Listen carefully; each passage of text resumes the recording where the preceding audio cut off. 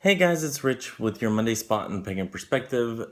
Pardon the glare, I'm reading off of my computer while trying to do the video on my phone. I keep on forgetting that this is Monday and it is the last Monday for the regular hosts of this month. I got it wrong last week whenever I said that I would not be seeing you again. So this week's topic is self-magic, and it's a very long question and kind of involved. And if you hear an echo, I'm now hearing an echo. Please excuse that because I am in a hotel room trying to find a place to live now that I am, in fact, in Panama City. So here's the question. Are your rituals done in self-magic, energy/elemental magic, or deity magic? Or a mixture of two or all three? Do you dabble in each separately now and then? Did you even know about self-magic? Okay, and then they go on to, and I'm not going to try to pronounce the person's name that asked this question because I'm not sure how it's pronounced. So, again, everything will be in the bottom bar. Anyway, the term self-magic, by the way that they describe it, is that it comes from your own energy rather than from an outside source. This can be your emotions. This can be just energy that you have in you. And yes, I've done self-magic. I didn't call it self-magic, and I don't know if I would, but I just call magic magic for the most part.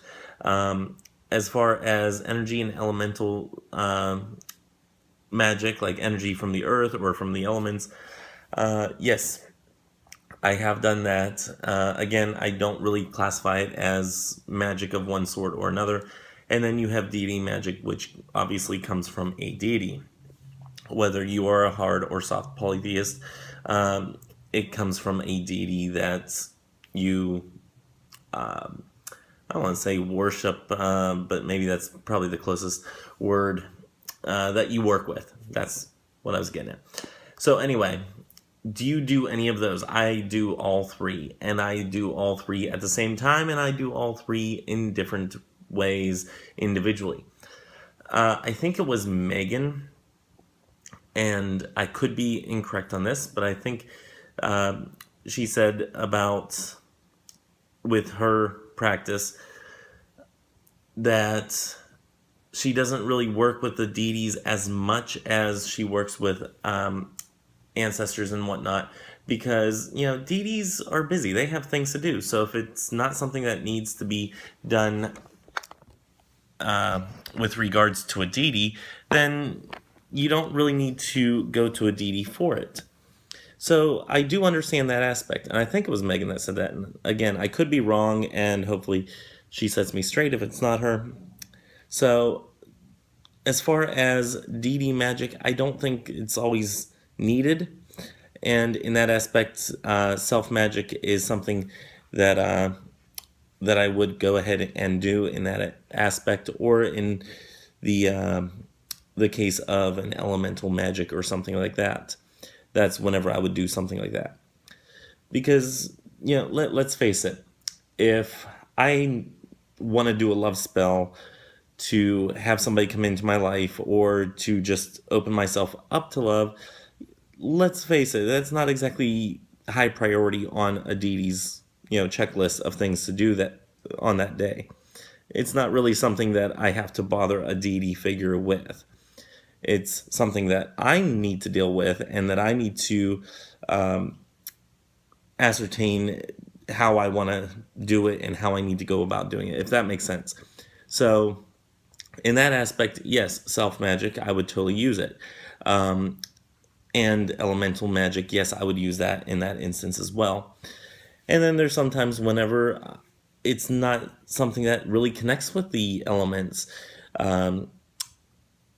And I'm hard-pressed to find an example of what I mean by that. But sometimes things don't exactly need to be done with the elements. It's just something that, it's your own emotion. It's your own way of doing something. Again, simple example with love spells.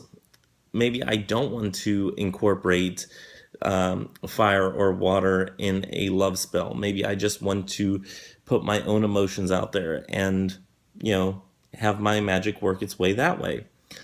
Not exactly the way I would do it, but I could do it that way. There's nothing saying I can't.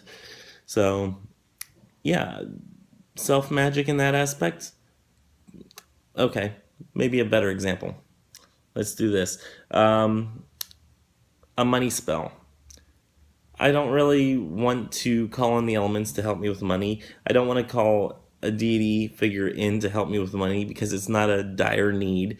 It's not something that I have to have right now because, my money comes in. I'm a salary employee with the government, so my money comes in at regular intervals. I'm going to have a stable income. It's just that maybe I want to do a spell to bring in more money or to open up opportunities for me or something like that.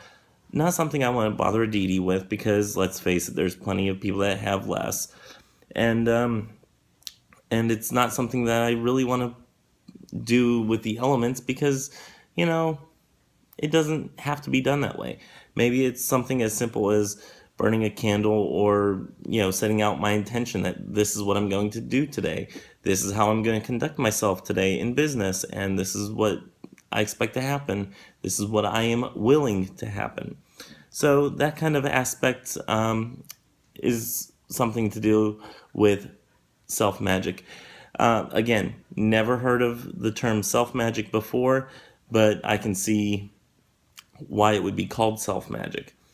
And yes, I do use all three types, sometimes interlocking them all together at once, sometimes individually, stuff like that. I think that's all that I have for this week. Next week is subs week, and I'm kind of anxious to see what the subs have for next week on their subs week. I saw the topic question, and I'm kind of interested because it's something that I'm interested in seeing firsthand. So I think that's all that I have. Pretty sure that's all I have. Until next time, may you have love, hugs, and ladybugs. Bye-bye.